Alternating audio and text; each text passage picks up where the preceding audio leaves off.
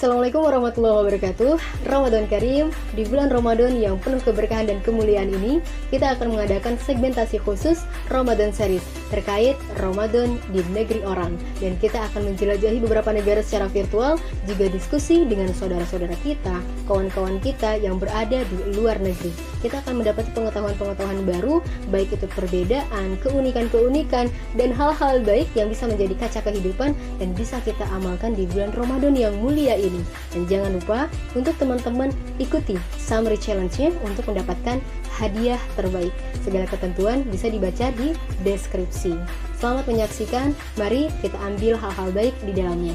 Barakallahu fiik. Wassalamualaikum warahmatullahi wabarakatuh.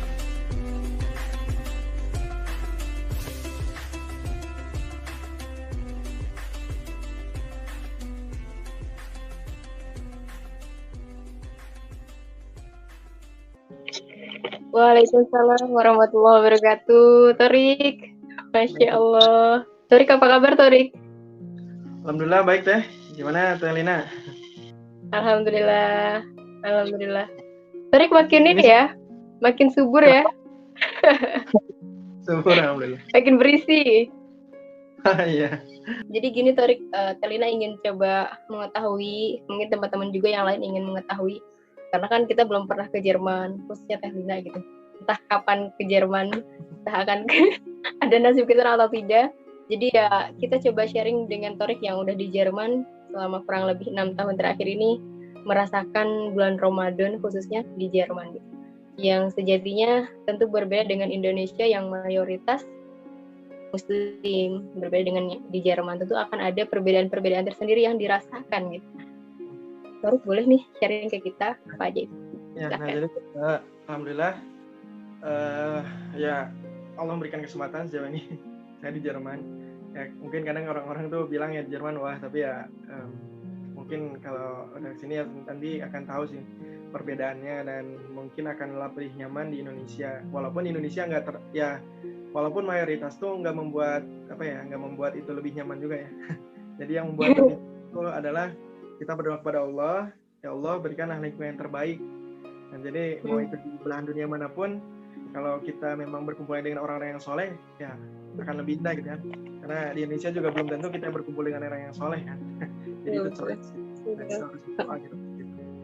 Nah jadi saya tuh sudah melaksanakan Ramadan sejak 2015, dan itu Ramadan pertama saya di luar negeri, dan itu di Jerman. Hingga sekarang yang ke-7 ya, Ramadan yang ke-7 alhamdulillah. Semoga Allah memberikan pengampunannya kepada kita semua di bulan Ramadan. Nah di 2 Ramadan terakhir alhamdulillah saya dengan keluarga, dengan istri, dan kebetulan anak tuh lahir di bulan Ramadan. Tanggal 12 Mei. Masya Allah. Nah nanti tanggal 12 tuh atau 13 tuh lebaran kan. Nah jadi tepat setahun. Namanya Kaisar Zafran Badruddin. Nah, kalau saya Fatih Torik Badruzzaman, Kaisar Zafran Badruzzaman. Nah, sejak 2015 tuh Ramadan tuh kan karena perbedaan selisih Masehi dan Hijrah ya. Jadi bulannya Kristen sama bulannya Islam itu berbeda. Jadinya ada pergeseran kan ya. Gitu. Karena harinya beda, jadi kalau nggak salah Hijrah itu 350 harian ya, 365. Kalau Masehi 365 kan, jadi pasti ada perbedaan. Nah di 2015 tuh Ramadan tuh kalau nggak salah di bulan Juni atau Juli. Nah sedikit informasi dulu. Jadi ketika di Jerman tuh atau Eropa dia musimnya ada 4. Tapi kalau musim secara waktu itu ada 2, musim dingin dan musim panas ya. Maksudnya waktu jam ya. Nah ketika di musim dingin, dan itu memang waktu yang realnya, perbedaan waktu antara CET dan WIB. CET itu Central Europe Time, sama waktu Indonesia Barat itu 6 jam. Nah, ketika kita memasuki musim panas, itu biasanya sejak bulan Maret, dari Maret hingga Oktober biasanya. Nah, itu ada namanya summer time. Jadi waktunya dicepatkan sehingga selisihnya jadi hanya 5 jam gitu. Nah, kayak sekarang di Jerman saat ini jam 16, di Indonesia jam 9 ya, lewat 10. Iya, jam 9:10. Nah, padahal aslinya itu seharusnya di Indonesia sekarang jam 10. Nah, jadi maksudnya selisih 6 jam. Tapi karena di Eropa dicepatkan, dan itu kenapa dicepatkan?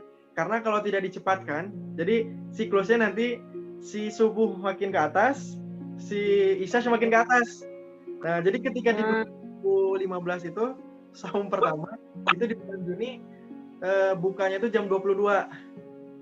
Nah, fajar maksudnya imsak ya, subuhnya itu jam jadi baru buka jam 22, isya jam 23. Kalau tarawih selesai jam setengah 1, terus jam 3 udah subuh lagi. Nah, kayak gitu. Nah, jadi dari segi itunya ada perbedaan jelasnya dengan Indonesia. Kalau Indonesia mungkin karena di ekuator, dia relatif stabil ya, alhamdulillah. Jadi kita nggak perlu jadwal sholat sebenarnya ya di Indonesia. Oh, jam 12 zuhur ya. Jam 5 pagi subuh. Terus kalau kita udah deket ke jam 18 maghrib gitu kan. Nggak usah lihat jadwal kan. Usah install Muslim Pro di HP kan, lain sebagainya. Kayak gitu. Nah, kalau di Jerman dia berubah-ubah. Kayak sekarang di awal Ramadan, kemarin tuh awal Ramadan subuh tuh jam sekitar 5.30. Nah, hari ini subuh tuh jam 4.20. Itu makin mundur. Nah, terus di hari pertama tuh buka tuh maghrib jam 19.50-an. Nah, sekarang maghrib jam 20.40. Waduh. Nah, jadi makin kayak gini. Jadi malamnya makin mepet, siangnya. Nah, tapi kebalikan. Kalau di musim dingin tuh ambil contoh di bulan November, Desember, Januari. Nah, itu malamnya yang lama, siangnya sebentar. Nah, jadi kalau nanti mungkin beberapa tahun kemudian masih ada kesempatan untuk Ramadan di Jerman di winter, nah itu sebentar. Jadi paling mungkin subuh tuh bisa jam 7:30, bahkan jam 8 pagi itu baru subuh. Nah, terus isyanya jam 17.30. Isya itu kalau di musim dingin. Nah, itulah jadi perbedaannya itu ya. Jadi secara hal demikian itu memang terlihat ya. Jadi ketika kita saum di Ramadan ataupun saum sunnah pun ya di musim panas itu berat. Dan kemarin saya beberapa kali mendengarkan ceramah Syekh Muhammad Jaber, adiknya Syekh Ali Jaber ya, rahimahullah, mengatakan ya kondisi saum itu hanya Allah yang tahu gitu ya, pahalanya dan imbalannya itu hanya Allah, itu hanya di sisi Allah. Dan semakin berat seseorang melaksanakan ibadah itu tentunya beda gitu ya. Nah, jadi makanya ketika kita ada di suatu negara, bahkan sebenarnya di Jerman tuh masih normal teh ya. Ketika kita kalau nggak salah di Rusia yang mungkin dekat ke kutub itu lebih lama lagi, malamnya tuh dikit. Ya, kalau di musim katanya ya. Bahkan ya bisa dilihat ya online, ada yang puasanya sampai 20 jam lebih. Kalau sekarang berarti di Jerman sekitar berapa tuh? 14 jaman ya, mungkin 16 jam. Kayak gitu. Ya.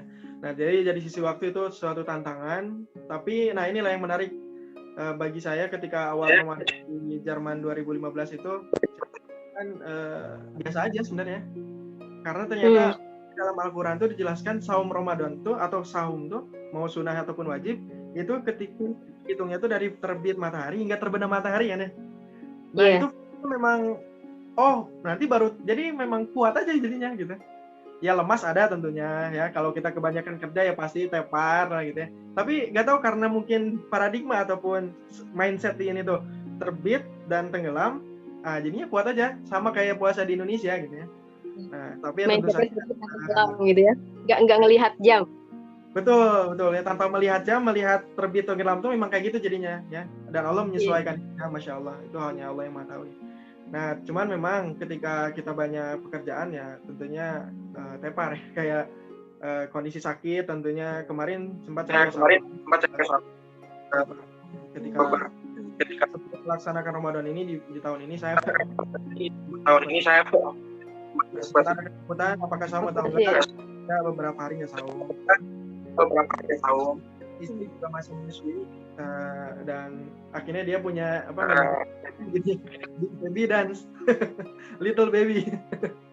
Nah, big baby-nya maksudnya karena saya juga nggak bisa banyak bantu, nggak boleh ngangkat yang berat-berat dulu karena baru operasi, jadinya istri berat banget. Nah, memang jadi terlihat ya masak lah, ngurus inilah semuanya. Nah, istri juga jadi sempat nggak berapa hari nggak saum gitu ya. Dan kalau itu memang ada rukhsahnya sendiri ya untuk ibu hamil dan menyusui kan ya, kasusnya dalam Islam. Jadi maksudnya memang lebih berat dari sisi itu, tapi Allah maha menolong ya, maha melapangkan, jadinya kuat saja. Nah, hingga akhirnya ke 2016 ya makin kesini kan, walaupun sebenarnya masih sama itu siklusnya karena di bulan Mei Juni ya. Nah, sebenarnya kalau di bulan 2016 di tahun 2016 saya setengah di Jerman, setengah di Indonesia ya.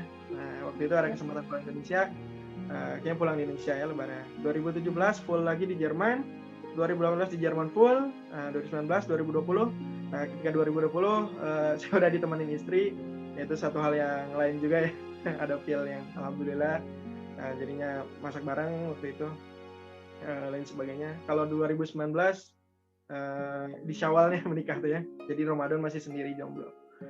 Nah, dari sisi lainnya itu kan dari sisi waktu tuh ya. Nah, yang menarik lagi tadi mungkin kalau kita berbicara masalah minoritas mayoritas itu sudah clear ya. Di Jerman sendiri kalau tidak salah, mungkin nanti bisa dilihat lagi datanya. Kalau tidak salah sekitar 2,5 sampai 5% Muslim di Jerman tuh dari berbagai ras ya, mau Turki, Indonesia, Arab, lain sebagainya. Jermannya sendiri itu hanya 2,5 sampai 5%. Mayoritasnya 80% tuh secara KTP Kristen ya. Walaupun padahal di lapangan tuh ini saya bisa mengatakan karena saya langsung bertanya ya kepada orang Jermannya. Mereka ateis ya mayoritas saat ini tuh. Ya maksudnya ya begitulah mereka sendiri meragukan ya agama yang dianutnya yang dia KTP-nya itu. Nah jadi secara mayoritas ataupun minoritas itu clear, Muslim di sini minoritas. Nah namun karena mungkin minoritas itu, alhamdulillah kita kental ya Muslimnya tuh. Dan masyaallah di sini komunitasnya kuat dan saya juga sedikit informasi. Alhamdulillah saya sempat menjadi ketua Muslim Indonesia di kota saya berada ya. Jadi ada komunitas ini non-government organization dan non-komersial gitu ya. Benar-benar untuk dakwah di sini. Kita kumpul. Jadi setiap bulan ketika di Ramadan ada lagi buka bareng. Walaupun saat ini pandemi jadinya nggak ada ya. Apalagi di Jerman peraturannya strict sekali. Maksudnya nggak seenaknya.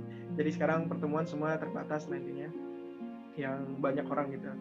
Nah namun ketika di 2015, 2016, 2017 itu menarik. Di 2015, 2016 sebenarnya di kota saya tinggal namanya Kaiserslautern itu belum banyak muslimnya. Maksudnya belum banyak tuh nggak sebanyak saat ini. Maksudnya belum ada pengungsi dari Suriah lain sebagainya. Mungkin ke politik sedikit ya. Nah, ketika saat itu di masjid, kebetulan sekarang saya tinggal dengan istri dan anak itu dekat ke masjid, alhamdulillah, dan dekat ke rumah sakit tempat Zafran lahir, masya Allah. Saya dekat kemana-mana lah. Alhamdulillah dekat ke masjid, mungkin jalan ke masjid sekitar 2 menit. Di masjid ini tuh dulu belum direnovasi seperti sekarang. Kalau sekarang tingkat dan besar, alhamdulillah. Dulu masih ya sederhana lah. Itu cukup untuk Jumatan, cukup untuk bahkan untuk buka gratis pada itu setiap hari ya. Jadi pada saat itu masa-masa baru datang ke Jerman dan ya mahasiswa baru lah katakan gitu ya, 2015 tuh senang lah gitu kan ada makanan gratis dan itu setiap hari dan masya Allah menunya beda-beda.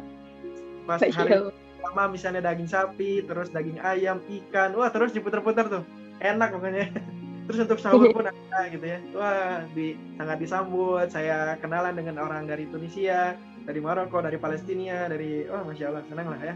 Nah lanjutlah ke 2016. Di 2016 ternyata mulai tuh makin banyak Muslim yang kesini, ya khususnya pengungsi dari Suriah ataupun negara-negara perang ya di Timur Tengah sayang sekali.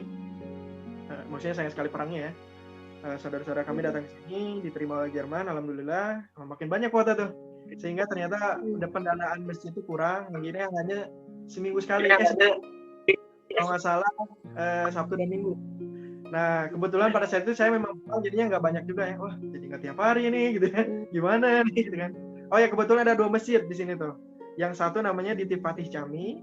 Ada 3 sebenarnya. Satu di kampus. Di kampus ada masjid. Insya Allah ya.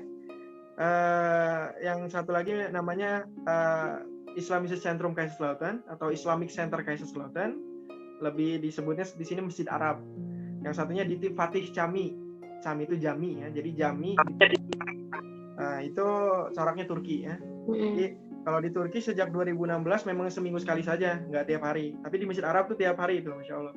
2016 mulai bergeser karena ternyata pendanaan mulai kurang. dan masjid pun harus direnov. Yang ada minta dana justru ya, bukan mengeluarkan uang lagi gitu ya untuk buka. Dan karena direnov, modelnya jadi nggak bisa lagi tuh tempat lapangnya tuh digunakan buat sholat jadinya, karena semakin banyak orang. Kalau nggak salah sekarang kuota buat sholatnya itu sampai 1.000 orang ketika sebelum corona. Tapi karena corona, kita benar-benar sholat tuh sekarang berjaga jarak, kayak Jumatan tuh bahkan 2 kloter untuk di Jumatan tuh. Jadinya mungkin hanya sepertiganya dari hanya bisa dipakai itu, karena 2 meter, 1,5 meter ke kanan kiri gitu. Saat ini tapi digunakan itu masjidnya untuk tarawih tapi saat ini digunakan masjidnya untuk tarawih. Ya, Masya Allah. Nanti saya ke situ ya. Nah, tadi untuk sistem makanan kayak gitu ya, itu hal yang indah lah ya. 2017 bahkan tidak ada sama sekali, kalau nggak salah 18 pun nggak ada sama sekali di Masjid Arab, karena itu masa-masa pembangunan tuh ya. Yang ada mereka menggalang dana di 2000, tapi kalau di Masjid Turki tetap tuh konsisten seminggu sekali. Dan bahkan kalau nggak salah di 2018 atau 19 ya, di Masjid Turki tiap hari kalau nggak salah. Lupa saya. Nah, tadi untuk pertanyaannya Terina, apakah tarawih ada atau enggak? Dari dulu ada tentunya, walaupun sampai malam tuh, sampai 12:30 ya, ada orang yang tarawih. Dan kalau sedikit juga coraknya, kalau di Masjid Arab dia 11 rakaat, kalau di Masjid Turki dia 23 rakaat ya. Nah, gitu. 23 rakaat ya, hampir kayak di kayak di Indonesia. Tapi kalau yang saya pahami, kalau dari sisi mazhab ya, mazhab itu pilihan ya, maksudnya sini bukan kontradiksi atau lain sebagainya, semuanya memiliki dalil tentunya. Dari Masjid Turki itu Hanafiyah, kalau di Masjid Arab tuh Hambali ya, ataupun Ahmad ya, Allahu a'lam. Tapi sebenarnya campur lah, tapi intinya 11 rakaat. Dan tapi Masya Allah, syekhnya ini guru saya dan kenal baik kami, alhamdulillah. Beliau ini orang Maroko. Dia sekarang ya udah sejak lama ya doktor, dia seorang doktor lulusan Madinah. Dia mengabdikan diri di Jerman. Ketika awal saya kenalan tuh 2015, beliau tuh belum lancar bahasa Jerman, saya ingat banget. Tapi beliau bisa bagus bahasa Inggris, bahasa Perancis tentunya karena dia orang Maroko. Oh, jadi orang Maroko tuh pasti bisa bahasa Perancis. Oh, bahasa Arab tentunya ya. Nah, sekarang, wah, Masya Allah, dia Jermannya Masya Allah, bagus banget. Setiap pidato, ya, se-Jerman lah. Awalnya, saya sendiri bilang, wah, tarik kamu, gitu ya, Kom. Karena kalau biasanya dulu tuh, sekarang juga ada bergeser ya tentunya, apalagi Corona. Dulu tuh setiap subuh tuh di hari Minggu ada makan gratis, bukan gratis ya, makan bareng. Jadi kita bawa masing-masing, kadang saya pernah bawa nggak ya, lupa. Atau saya ikut makan aja nimbrungnya, lupa. Awal 2016an kalau nggak salah itu ya. Ngobrol dengan syekhnya, wah ajarin saya bahasa Jerman. Dia bilang gitu. Ketika sekarang tuh 3 tahun terakhir ini, wah Masya Allah dia Jermannya. Bahkan Jerman yang apa ya? Karena ini langkat ya, maksudnya seorang ulama dia bisa banyak bahasa gitu ya. Dan dia bisa maksudnya karena istilah tuh yang penting tuh ya. Ketika dia orang teknik, dia harus paham bahasa misalnya Jerman atau Inggris teknik gitu kan. Makanya sempat tuh saya belajar tuh Inggris teknik dan Jerman teknik tentunya. Maksudnya untuk bahasanya ketika kita presentasi. Nah, ini seorang ulama, dia bukan orang Jerman tapi dia di Jerman dan dia bisa memahamkan orang yang itu terkait agama gitu, Masya Allah. Makanya saya selalu berdoa, ya Allah, panjangkanlah usia beliau, gitu ya, berkahilah gitu ya. Masya Allah, baik sekali orangnya dan hebat sekali ketika dia menjelaskan tafsir tuh, wah Masya Allah. Dan ketika ini yang menariknya, ketika taraweh bersama beliau tuh, ya saya juga nggak tiap hari kan, karena malam sekali, milih tidur langsung bangunan. Kadang bahkan nggak sahur karena bablas, karena jam 3 subuhnya tuh, bangun-bangun saya baru jam 5 gitu ya. Nah, Syekh ini tiap hari itu kalau salah beda-beda tuh teh ininya, bacaan tiap malamnya tuh. Kadang pakai hafs ya, hafs yang kita umum orang baca ya, cara bacanya. Lagunya tuh yang lain, terus satu malam itu bisa 1 juz, 8 rakaat itu ya, Masya Allah ini. Nah, ketika di 2020 itu adalah waktu yang sangat menyedihkan di Jerman ataupun dunia ya tentunya. Ketika ada corona, masjid ditutup, full ditutup, jadi nggak bisa ke masjid, nggak ada taraweh, semuanya tutup. Sekolah agama, betul, dan untuk anak-anak pun ditutup semuanya. Bukan hanya masjid, gereja ditutup, diskotik ditutup ya jelas lah. Tapi intinya masjid ditutup dan baru dibuka-buka lagi itu kalau nggak salah mendekati Idul Adha 2020. Nah, jadi sholat Idul Adha tuh ada, kalau Fitri nggak ada tuh waktu itu. Sholat Idul Fitri waktu itu masing-masing di rumah. Nah, Selanjutnya di tahun ini, alhamdulillah masjid udah dibuka lama, Jumatan udah dibuka lama. Namun dengan kita jadinya bikin ID kartu gitu. Jadi kita harus bawa itu, terus nge-scan. Jadi kayak ke tempat kerja, scan, terus masuk. Karena dinas kesehatan di Jerman tuh mengecek itu kalau nggak salah ya. Kalau misalnya ada sesuatu yang suspicious lah intinya, ini orang siapa nggak jelas ini lain sebagainya, bisa ditutup gitu ya. Nah untuk menghindari kayak gitu harus kayak gitu. Ketika awal-awal belum ada sistem teknologi kayak gitu tuh, awal-awal tulis. Nah namun ketika tulis gitu jadi ngantri panjang, sehingga jadi kelihatan lagi kerumunan lah. Ya. Nah hingga akhirnya dibikinlah sama tim masjid ya karena ya mungkin banyak insinyur ya di situ, insyaallah. Dia membuat program jadinya pakai kartu, jadi kita dikasih kartu scan gitu, masuk, jadi lebih simpel. Ketika awal Ramadan kemarin diperbolehkan untuk tarawehan di masjid, namun 3 hari kemudiannya jadi hari keempat Ramadan tuh ada informasi di Jerman meningkat kembali coronanya. Nah sehingga dari mulai jam 9 malam itu nggak boleh ada tempat yang terbuka, hanya boleh diam di rumah. Nah jadi sekarang nggak ada tarawih di masjid ya, mungkin masing-masing aja di rumah. Berarti di masjid itu hanya bisa sholat subuh, zuhur, asar, maghrib, dan jumatan kayak gitu untuk saat ini. Nah jadi ya secara garis besar, apakah yang perbedaan yang mendasar ya tadi mungkin waktu ya. Terus selanjutnya lingkungan yang ada di sini gitu ya. Tentunya kalau di Indonesia dekat dengan keluarga gitu ya. Yang bisa terus ada bukber kalau waktu saat itu. Tapi kalau sebenarnya dari sisi mayoritas minoritas, saya sendiri alhamdulillah selama ini nggak pernah merasakan kesepian gitu ya. Dan karena saya selalu berdoa kepada Allah gitu ya, ya Allah berikanlah saya lingkungan yang soleh gitu ya. Karena gini deh sebenarnya ini mungkin bisa jadi hal yang penting ya. Pertanyaannya tuh bukan apakah di sana ada tempat ibadah gitu ya, apakah di sana ada pengajian atau tidak, bukan itu sebenarnya pertanyaannya ya. Apakah saya mau mencarinya atau tidak itu? Itu dia. Ya. Ya benar. Karena saya ini fenomena orang, makanya nih salah satu ini ya Libe Job Collections itu motivasinya sebenarnya tentunya jangka panjang, untuk bisnis jangka panjang. Tapi yang paling utama pada saat itu adalah dakwah. Karena khususnya mau laki-laki atau perempuan sebenarnya konteksnya, tapi perempuan lah konteksnya. Kami mengenal beberapa orang di sini yang datang ke Jerman itu dia awalnya berkerudung, hingga akhirnya tidak berkerudung. Tapi di sisi lain juga yang awalnya tidak berkerudung datang ke Jerman jadi berkerudung, bahkan jadi tertutup, muslimah sekali, soleha gitu ya, hijrah lah katakan ya. Nah jadi hijrahnya itu ada yang nauzubillah ke yang negatif, ada yang ke positif. Nah jadi apa yang jadi problem ya diri kita gitu ya, apakah kita mau mencarinya, bukan ada atau tidak. Kalau ada atau tidak, ada pasti gitu ya, karena itu udah janji Allah, setiap manapun pasti ada gitu ya.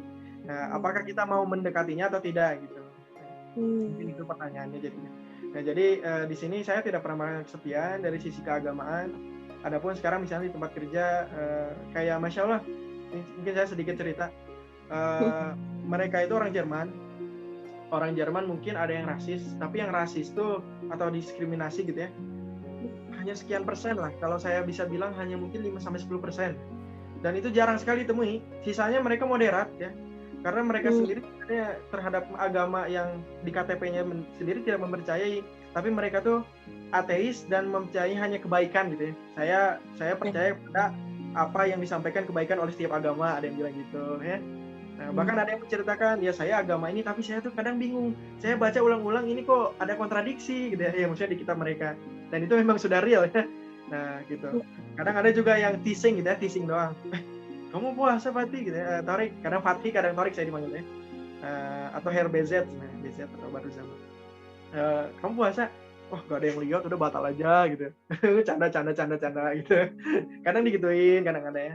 Nah ini ada teman, Masya Allah, dan teman ini, kadang saya kalau bilang teman tuh aneh ya, karena usianya dia udah 40-50 tahun.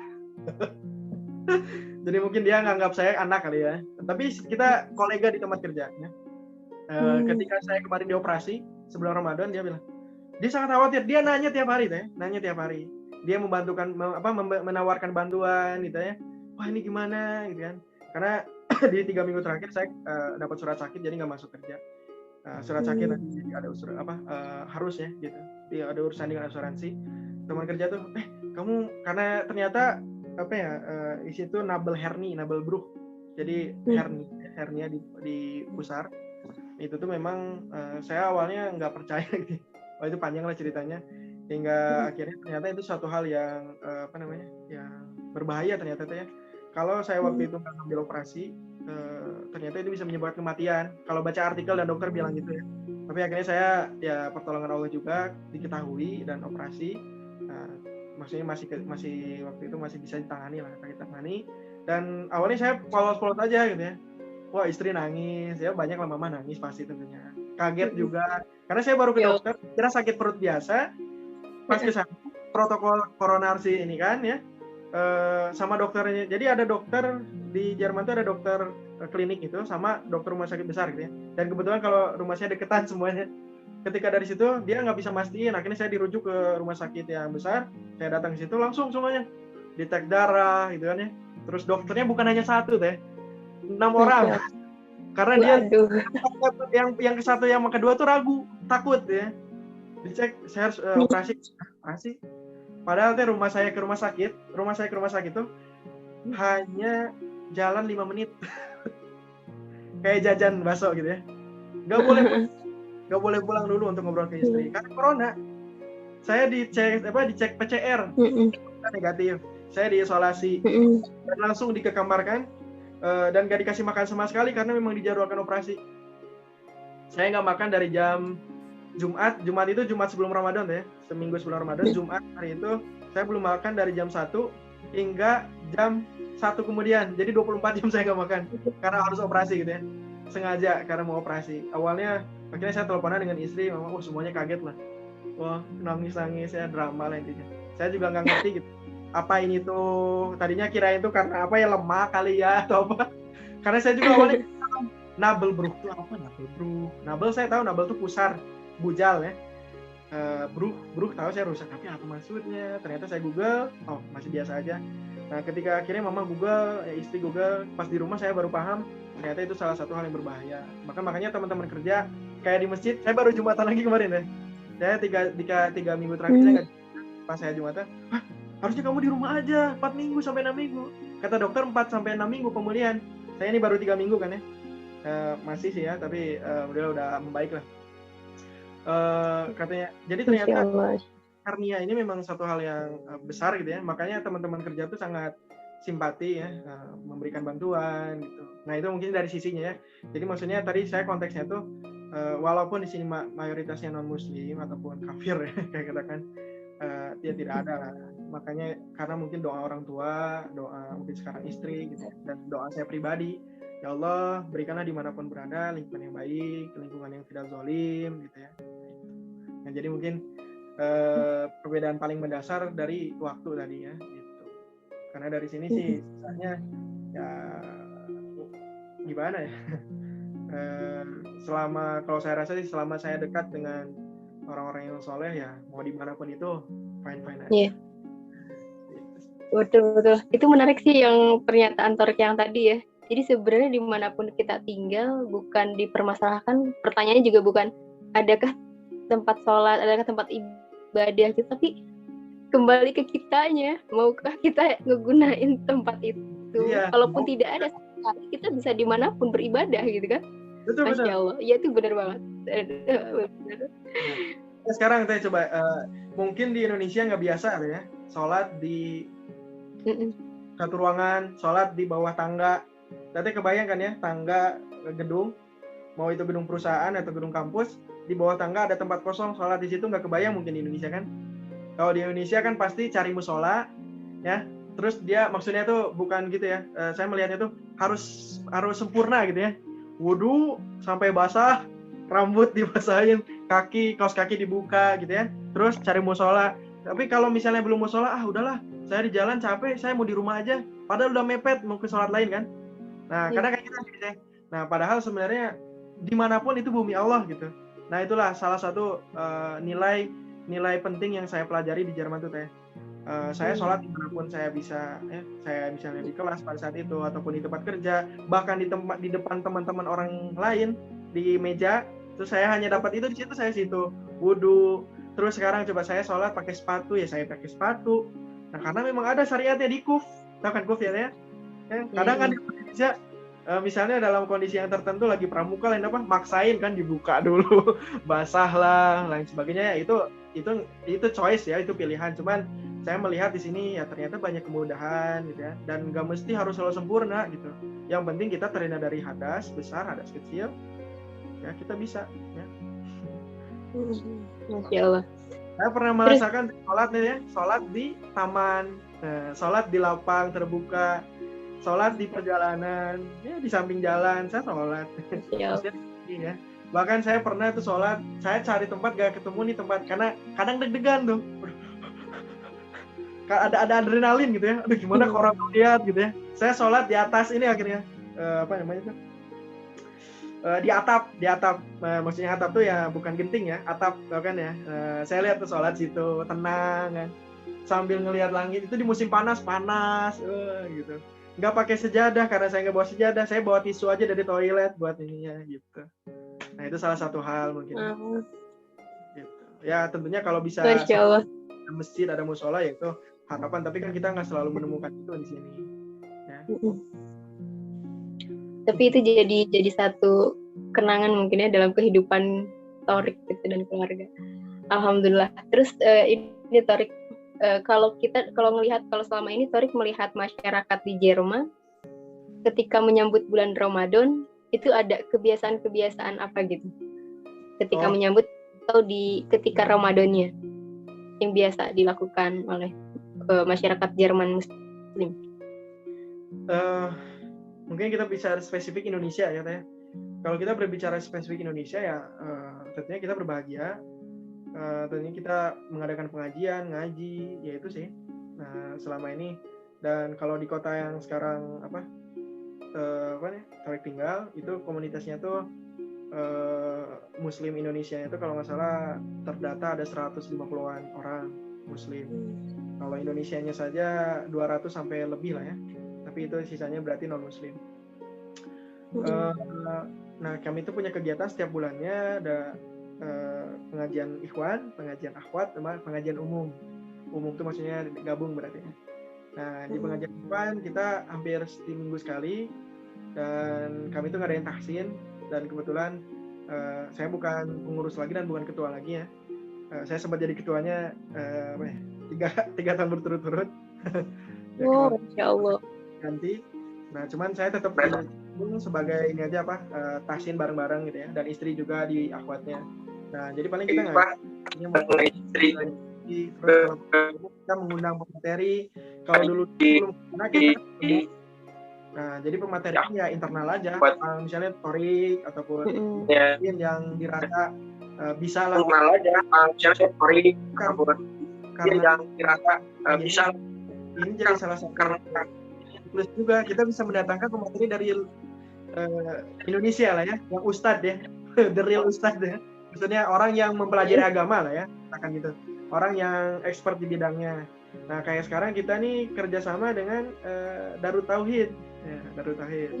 Nah, jadi hampir ada dengan kalau agimnya itu spesial lingkupnya se-Jerman ya.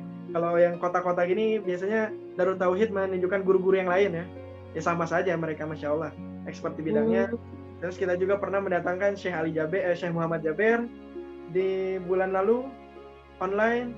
Terus Ustadz Aam Amiruddin, Masya Allah, saya bahagia sekali tuh ngobrol langsung dengan Aam Amiruddin, Ustadz Aam. Saya kan biasa dulu lihat di TV waktu kecil ya, di TV biasanya ada. Nah, saya ngomong langsung, terus saya ceritakan kan ini libe, terus saya ngobrol juga. Ya, kayak gitu. Sayang sekali tuh yang Ustadz Aam tuh nggak direkam, jadi nggak diupload ke YouTube. Nah, ada YouTube-nya Mikail Kaiserslautern kayak gitu.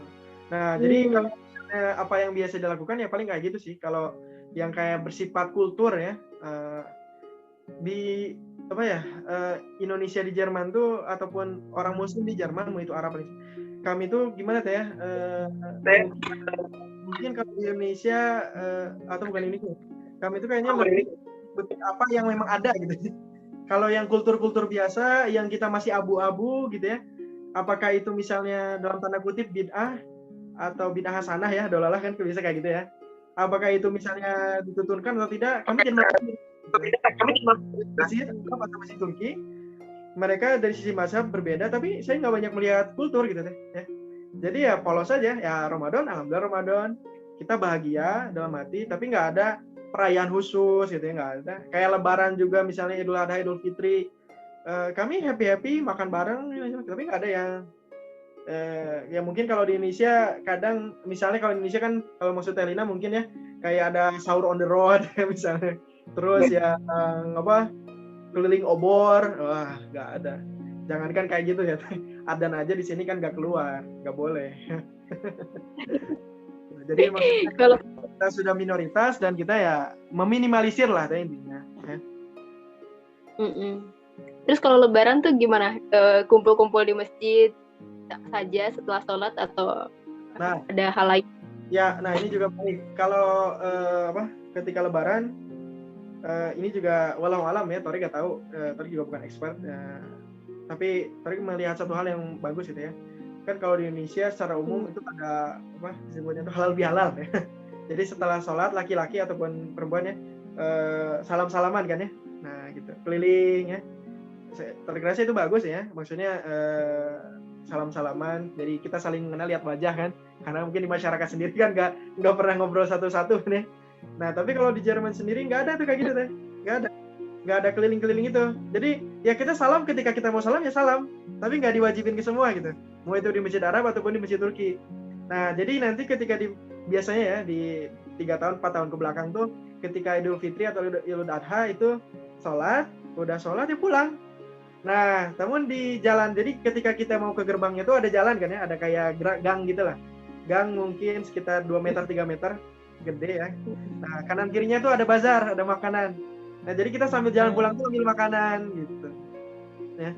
Ada di depan masjidnya foto-foto, ya, gitu. Atau di dalam masjid foto-foto. Tapi ya biasa gitu. Assalamualaikum ya. Dan yang paling penting ini tuh, Masya Allah. Dan ini memang yang diajarkan oleh Rasulullah SAW kan, tebarkanlah salam dan berikanlah makan minum gitu ya, tebarkanlah salam.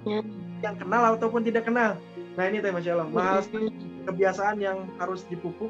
Mungkin di Indonesia lebih khususnya lagi gitu ya. Sorry itu kadang, ini siapa? Pas awal-awal datang Jerman tuh 2015. Assalamualaikum. Dia kayak sok kenal sedekat gitu. Siapa lo? Gitu. Wah salam. Akhirnya Torik melihat, Masya Allah. Ya mau kenal gak kenal memang salam, assalamualaikum, dan dengan senyum itu teh ya Allah ke hatinya tuh kayak saya tuh nggak insecure, saya tuh nggak tadi alasannya Torik kenapa nggak merasa lonely gitu ya, mau pas jomblo ataupun sekarang apalagi nggak ya, alhamdulillah. Nah kalau di Indonesia Torik lihat Torik pulang tuh kan ketika nikah 2019 kemarin, masuk ke warung aja ataupun ke Indomaret, assalamualaikum, diem aja. Atau saya Torik masuk ke pos ronda waktu itu, Pak, assalamualaikum. Ya biasa aja gitu ya. Nah mungkin itu salah satu hal nilai mahal yang padahal sepele ya. Dan coba Telina lihat ya, yang wajib tuh yang menjawab kan, bukan yang bilang ya. Makanya Torik itu jadi takut dosa. Paham gak deh? Toriknya bilang duluan yang sunnah, tapi dia nggak jawab, aduh gimana? Nah, gitu. Nah, mungkin itu salah satu nilai sih ya. Nah, kita perlahan lah ya, mungkin ada yang sudah melakukan itu, mungkin ada yang tidak. Ya jadi sebenarnya biasa deh, maksudnya biasa-biasa saja gitu ya. Dilebihkan nggak dikurangkan, kita bahagia gitu. Selesai. Yang bazar itu gratis atau beli? Bazar makanan tadi. Gratis. Di depan. Gratis. Bahkan kalau itu ada kurma kadang. Bahkan sebenarnya di masjid tuh ada ini teh, vending machine. Tahu kan vending machine ya? Apa ya? Mesin vending ya. Untuk kopi, coklat, teh, itu gratis teh. Jadi kita teh pencet ya gratis. Jadi memang ada fasilitasnya. Ada tempat fasilitasnya. Itu bisa belajar. Tempat apa ya? Kayak kafetarianya gitu teh. Tapi nggak gede. Kenapa? Apa deh? Terus kalau di 10 hari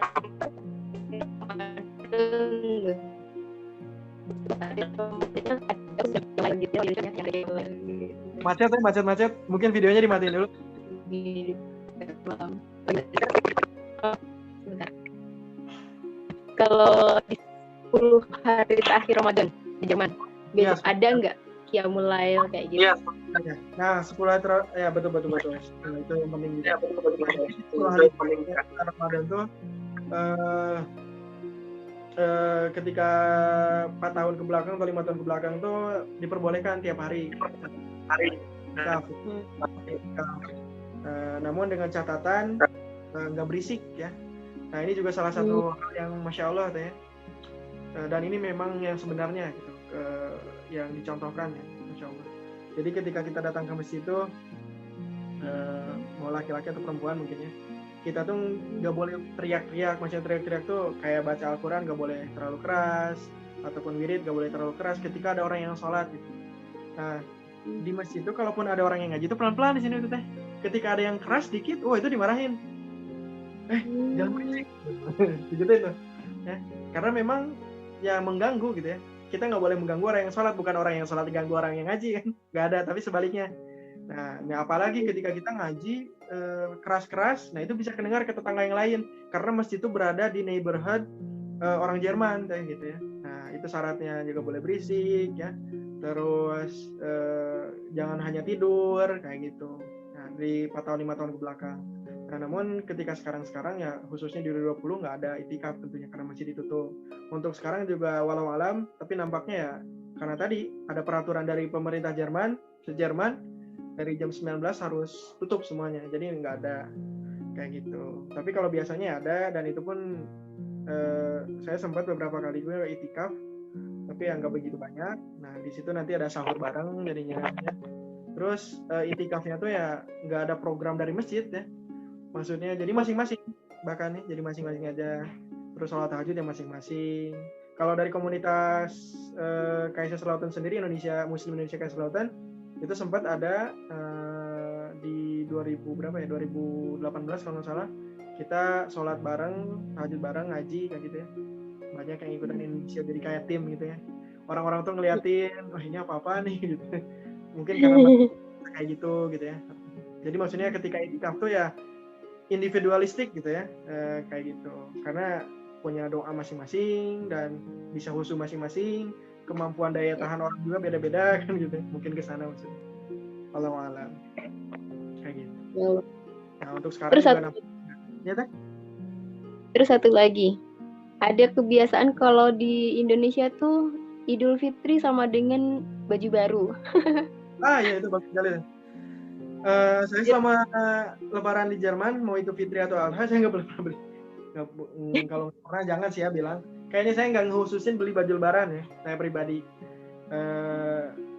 Dan kalau di orang Arab ataupun orang Indonesia ini nggak ada istilah baju Lebaran. Mereka pakai baju yang sudah ada, yang bagus ya. Kalau memang bajunya udah jelek ya beli. Kayak saya juga nanya ke teman orang Arab yang nggak ada, itu kebiasaan di negaranya pun nggak ada. Yang ada tuh kebiasaan menggunakan baju terbaik ya. Baju terbaik itu belum tentu baru kan ya. Baju terbaik itu bisa dibersihkan, setrika, dikasih pewangi ya, itu bersih. Terus wajah juga semuanya benggot dirapihin kayak gitu. Dan itu hanya di Indonesia khusus. Lihat sih teman Torik yang Arab yang insya Allah beliau ini atau mereka ini soleh. Di yang terakhir nih mereka nggak banyak menyibukkan hal yang kayak gitu ya. Jadi benar-benar fokus kepada kalau kita bicara duniawi dan akhirat gitu ya. Nah, fokus aja ya kan. Karena itu juga kan dikritisi oleh ustadz-ustadz di Indonesia ya. Maksudnya menjadikan konten bagi penceramah di Indonesia. Ini 10 hari terakhir bukannya di masjid, malah sibuk ngumpul di mall gitu. Ya itu bisa disalahkan sih ya walau alam. Karena mungkin mereka juga sudah ini. Tapi intinya nggak ada kayak gitu. Iya. Masya Allah, alhamdulillah. Ini menarik ya ceritanya. Terus kayak Lina ngebayangin gitu setiap ceritanya ketika di masjid, ketika ada bajar. Jadi Lina ngebayangin gitu. Terus lokasi masjid yang dekat dengan tempat tinggal, rumah sakit yang dekat dengan tempat tinggal, alhamdulillah ya. Jadi masya Allah, Allah maha baik. Allah mendekatkan, membukakan dengan pintu-pintu kebaikan gitu, dan mendekatkan dengan orang-orang soleh dan orang-orang terbaik. Ya Allah, alhamdulillah. Dan ya mudah-mudahan nantiasa didekatkan dengan orang-orang terbaik. Ya. Karena ya pada akhirnya kita menjadikan dunia ini sebagai kendaraan menuju akhirat gitu ya. Betul ya? Iya betul. Jadi kita kan di chat kan berbicara dakwah tuh ya bukan profesi, dai itu bukan profesi, dai itu. Tapi dai itu karakternya menurut Torik lebih kepada suatu karakter yang harus dimiliki. Jadi kalau karakter berarti kan setiap orang bisa memilikinya. Tapi kalau profesi belum tentu semua orang profesinya itu kan. Bisa jadi dokter, nah dia memiliki karakter dai. Maksudnya dai itu kan menyampaikan atau setidaknya menasehati. Iya, betul sepakat. Jadi memang apapun profesinya, sejatinya kita semua adalah dai yang harus mengajak kepada yang lain gitu. Masya Allah. Iya kayak gitu deh. Ya mungkin itu. Ya sisanya ya kalau didetailkan mungkin ada, cuma ya itu sudah menggambarkan sih menurut saya yang di Jerman sama Indonesia. Kalau di Indonesia mungkin banyak kultur kayaknya yang diinikan. Kalau Torik dengar juga dari mama ya, dari orang tua. Kalau di sini tuh kita polos aja deh. Bahkan orang Jerman sendiri sama tuh. Kalau bajunya belum rusak gak beli sebenarnya. Mau dia uangnya banyak atau sedikit kalau bicara masalah uang. Kadang bahkan dia bahkan sekarang ini bagus ya. Sekarang di Jerman ada statistik karena corona ini di setahun ke belakang ini ya berarti pengeluaran satu per rumah tangga itu tuh 1.000 sampai 2.000 euro. Nah jadi maksudnya apa, orang-orang Jerman saat ini lebih hemat lagi. Kayak gitu. Yang emang hemat sekarang lebih hemat lagi nih. Ada data. Sorry aja kaget baca ini artikel tuh, insya Allah kayak gini ya. Ya mungkin ya Pak Teddy bisa paham lah ya. Karena mungkin orang-orang takut karena di Jerman juga sama teh ketika ada PHK dan sebagainya itu banyak kayak gitu semua. Ya.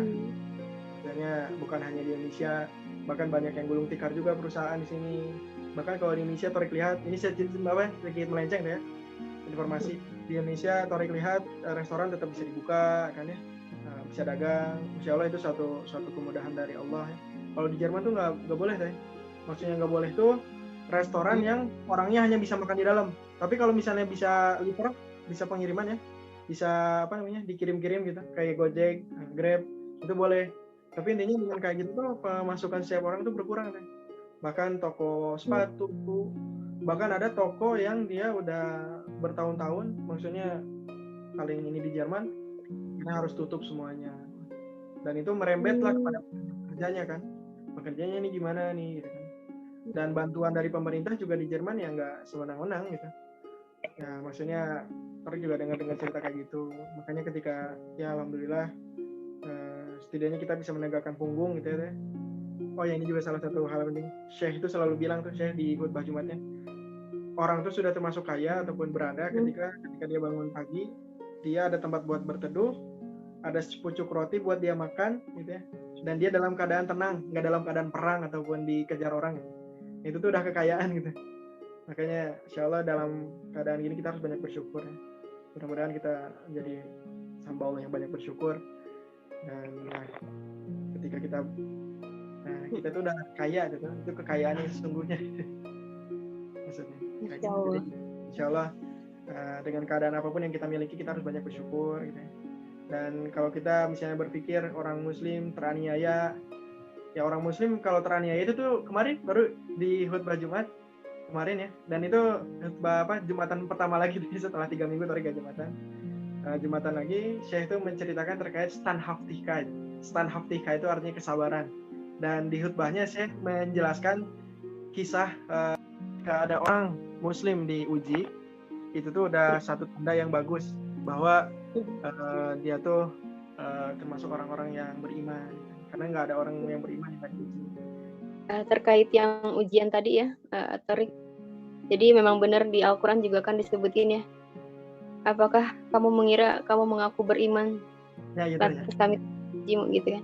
Nah itu jadi Masya Allah, Lina bersyukur banget nih sekarang malam ini bisa malam di sana sore bisa diskusi langsung dengan Torik. Masya Allah kangen banget, udah lama gak ketemu dan alhamdulillah bisa dapat sharing secara langsung.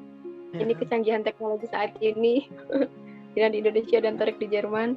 Alhamdulillah dengan berbagai tadi kendala, tapi itulah indahnya ya. Jadi emang ada lika-likunya dulu. Jadi Lina, terima kasih banyak Torik. Alhamdulillah ada banyak hal yang Lina dapetin. Ada beberapa yang menjadi kaca juga buat kita baik itu perihal bagaimana kembali ke diri kita yang untuk mendekati tempat ibadah yang kita yang sebagai user ya yang melakukan yang mengendalikan gitu. Lalu kemudian terkait lebaran yang tidak diharuskan sejatinya untuk baju baru karena bukan itu yang hendak kita tuju, melainkan kemenangan secara batin gitu ya, kemenangan untuk istiqomah karena ini Ramadan ini adalah madrasah untuk kita seluruh muslim dan muslimah. Jadi Masya Allah Alhamdulillah dan semoga Torik di Jerman ya dimanapun berada senantiasa Allah lindungi dan senantiasa didekatkan dengan orang-orang terbaik dan orang-orang. Amin. Nanti kalau ke Indonesia tolong kabar-kabari, mudah-mudahan Allah jumpakan kembali. Terus ini sukses juga buat bisnisnya. Insya Allah nanti di akhir video akan diputerin beberapa video dari bisnisnya Torik. Masya Allah, Insya Allah berkah ya. Amin. Ini tuh teh, alhamdulillah kita sedikit cerita mungkin ya. Kita tuh sebenarnya meniatkan awalnya Jerman ya. Nah ketika di Indonesia agak sulit dihandle-nya, tapi tetap produksi di Indonesia. Kami tuh kerjasama teh dengan konveksi teh. Dengan konveksi kami bikin surat tertulis dan legalnya pun diuruskan ya di Indonesia. Nah setelah akhirnya kami mencoba lah jual di Eropa, di Jerman awalnya. Masya Allah banyak peminatnya deh. Yang beli itu ada orang Indonesia, ada orang Arab, orang yang mu'alaf, Masya Allah. Dan kami ini alhamdulillah ya, maksudnya tasyakur binikmat sudah masuk ke England, ke Belanda, Finland, nah ke ini ya, ke dengarnya merinding. Ya. Masya Allah, alhamdulillah. Beli di sana gitu. Apa teh? Teh Lina dengarnya merinding. Ya. Alhamdulillah. Mudah-mudahan bisa terus istiqomah ya dan semakin lebih baik. Amin. Insya Allah, alhamdulillah, insya Allah. Kita saling doakan ya, doa bidua. Nah, saya mau lihat Zafran. Nih, Nek. Mana ada? Itu Bapak. Bapak. Nyari. Nih. Zafran. Saya dulu tuh. Ke tante. Terus, aduh, Masya Allah. Nah. Nih, kembaran. Halo, Zafran. Ikhli bedih. Iya. Ya udah mungkin itu ya yang bisa sampaikan. Mohon maaf kalau ada salah-salah kata ataupun yang mungkin menyinggung dari ketidaktahuan saya. Ya, semoga bermanfaat selebihnya. Amin, insya Allah bermanfaat sangat. Ya. Terima kasih juga Torik ya. Mohon maaf Teh Lina mengganggu di aktivitasnya Torik, mencuri waktunya Torik juga. Tapi insya Allah mudah-mudahan bisa untuk kebaikan dan melahirkan pahala-pahala. Amin insya Allah.